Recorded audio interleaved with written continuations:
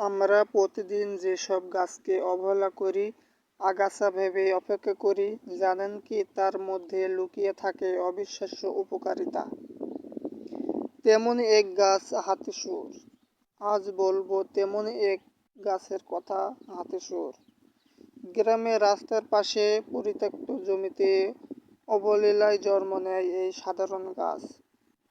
অথচ এই পাতা শিকড়ে ফুলে গাছে জ্বর কমানো, পেটে ব্যথা অপশমের, এমনকি ঘাস শুকানোর শক্তি।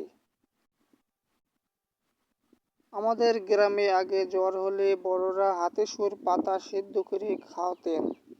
সত্যি কি এর মধ্যে আছে প্রাকৃতিক ওষুধের গুণ?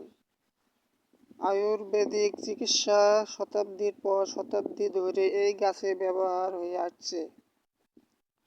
তবে সতর্ক থাকতে হবে, ভুলভাবে ব্যবহার করলে উপকারের বদলে ক্ষতি হতে পারে। তাই চিকিৎসকের পরামর্শ নিয়ে ব্যবহার করুন। প্রকৃতি আমাদের অনেক কিছু দিয়েছে, জানতে হবে, বুঝতে হবে আর সঠিকভাবে কাজে লাগাতে হবে। আমি মোহাম্মদ অমিদ হাসান, দৈনিক সতর্কবার্তা, মহেশপুর।